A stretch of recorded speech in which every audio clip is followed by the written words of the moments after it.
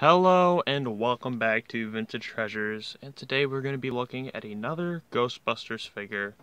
Continuing with the line of haunted humans, I thought I'd talk about my second favorite figure in the line, and I believe my second figure I ever owned from this line, the Can Man. I think that's his name. I think it's the Can Man. I have two of this guy, so I can display them like this or like this, so it's nice to have two for your display.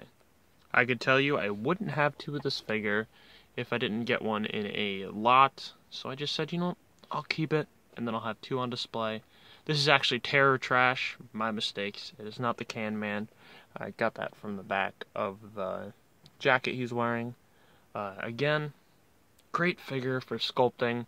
Even with the transforming abilities, we'll put the fly aside for a second and focus on the figure by itself.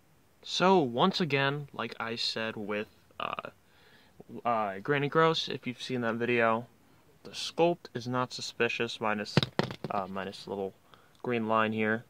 It's not suspicious that there's anything going on with this trash man, other than he's just carrying a trash can down the alley. You can even see there's fish bones and stuff in there, because it's a trash can. But he does pick up his trash can and put it on his head, and he puts it down. The little fly mouth comes out, and this one's broken here. This does happen a lot. I will tell you that these little plastic bits here break a lot. They're very fragile. This plastic is very fragile itself, and having it thin probably wasn't the best idea, and that's why I displayed this one with the wings, because it has both plastic bits at the top, and I display this one as the Garbage Man. Now, since this figure changes so much with the scale when you transform him, I thought I'd give you a comparison measurement. I didn't do this with Granny Gross because she doesn't get too much larger, but he goes from around 5 inches, maybe a bit taller, maybe 5 1/4 inches, to around, let's see that height,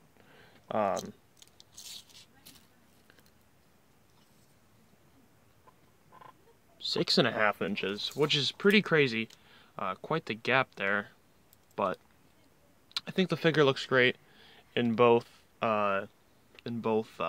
stances, and he looks different enough that I can display two of him on the same shelf, and it still looks fine.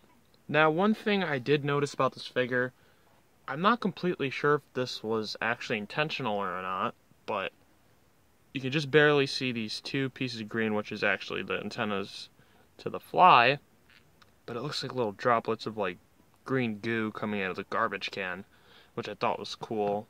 They do stick out a bit if you have the figure on a shelf flat, so I think it is cool that they did that. If they did it intentionally or not intentionally, it doesn't really matter. It looks cool. I doubt they did that unintentionally, which is why I bring it up, but I do think it's definitely cool nonetheless. So, since he differs so much between figure to figure, with his shape, I thought I'd go through each figure and show you what gets damaged on these figures typically, so you can keep an eye out on eBay listings. Do not buy something you'll end up regretting. There's a little slide feature here, which could possibly get damaged over time, but I've never found one that does. His eyes, I don't know how, but his eyes somehow can get damaged, as you can see right here. The hair, I don't see a whole lot of damage being able to happen on there. I've never seen one with horrible damage on the hair. Not a whole lot of paint. This is all casting plastic. This is the plastic it's casted in. So I don't see there being any issues there either. Same thing with the plastic. Maybe on the hair. That's all I can really think of. And the boots do scuff a bit. I think that's a better example to show on the fly version. So here's a figure I display as a fly. You can see that there's a bit of damage on his shoes. And while we're at it, let's show the damages that can happen to the fly. Of course, the wings, little tips at the end. You might not think that matters so much, but it can actually. Because if you don't have those little bits of plastic at the end, you can't actually take the wings out without, like, something to stick in there, because looking at that, that's a little bit at the end there. You can see right there, that's the piece of plastic. You cannot take this out. And I think a better example to show you would be on the one where the piece of plastic's broken. See that? The tip's broken. There's no way to get to that without sticking something in there. So just something, that's probably the most important part to look at. The eyes on the bug, they can get damaged. Mine's not. I guess I got lucky on both of these because they're both not damaged. This can get the paint rubbed off because that is not the base color of plastic that's on here. Can get rubbed off by this little thing here. So I guess I could say push this in tightly before you put this down, as to not scuff the plastic paint on there. The boots is really all you got to worry about as far as the legs go. There's not a whole lot that can get ruined on this. So let's talk about the score for this figure as a whole. Now, one thing I thought I'd bring up before I even talk about scoring these figures is you can army build them. Now, you might be wondering what I'm talking about, because you can army build all of the figures, but minus X Cop maybe you could do it with, and if you're desperate, Tombstone Tackle. All garbage men look the same, especially if they're all working for the same company, so these uniforms matching wouldn't really look weird, but I don't really see why you would army build garbage men. I guess it's your choice, though. You could be the first one to do it. But with all that out of the way, let's get down to business. Scoring these guys. As a toy, we're going to start, of course. There's not a whole lot of playability. I mean, I think anything that flies is a cool toy.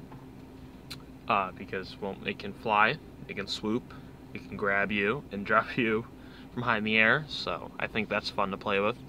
But as the toy itself, and not imagination, goes, I keep doing that. The hook on the little mouth hook thing here can't hold a figure, which I really wish it could. Neither can the wings. I really wish they could hold accessories. I mean, there's a lot they could do with this figure. And it sucks that they didn't. But as far as the figure goes, it is cool.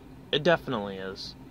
They look like your average, everyday figure until you, or a civilian, I guess, if you're playing with them, until you decide to mutate them into a ghost. And I think that's a great play feature. Not as great as Granny Gross, because she can actually attack the 4 Ghostbusters, but still cool. And I think that's another thing. He can't really attack. There's nothing for him to attack besides, like, I guess, ramming them by flying in the air. And that's kind of using your imagination. You can't do that in a display unless you have one of those see-through holders for your figures, and that didn't come with it, so I can't really count it. As far as displaying goes, I think it works. It's not the best figure to display, but I think there is something very charming about the figure. And from a collector's standpoint, there's not a whole lot of paint to get rubbed off, because it's all the base plastic that they molded the figure in, so there's not a whole lot of damage that can happen. Not a lot of parts that can break off, because the legs are connected. The arm joints are the only joints in the whole thing, really, besides the wings maybe, and the mouth. If you want to count the mouth, I don't know if that counts as a joint. But yeah, I think as a collector's item, it is definitely cool, and if you're collecting Haunted Humans, I might hold back on him a bit. I mean, he is cheap, but if I was interested, I'd probably get X-Cop and Tombstone Tackle and the other figures first, because this one is not that interesting. I would eventually pick it up at the end of the day. If I had to choose between this and a Slime Heroes Ghostbuster, I'm definitely going to pick this.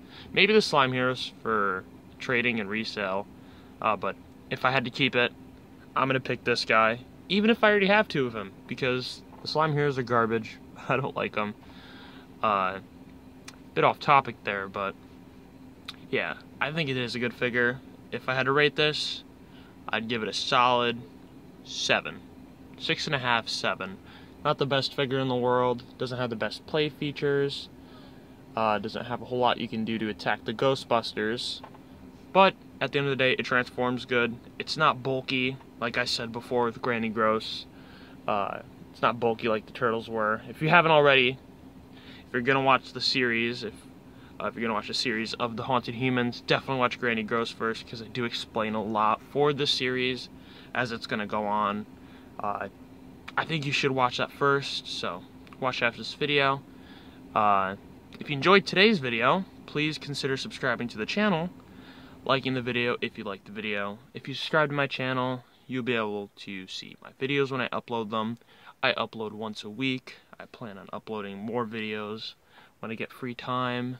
So yeah, stay tuned for more videos. I'll post Wednesday of next week, and have a great rest of your day or night, and goodbye.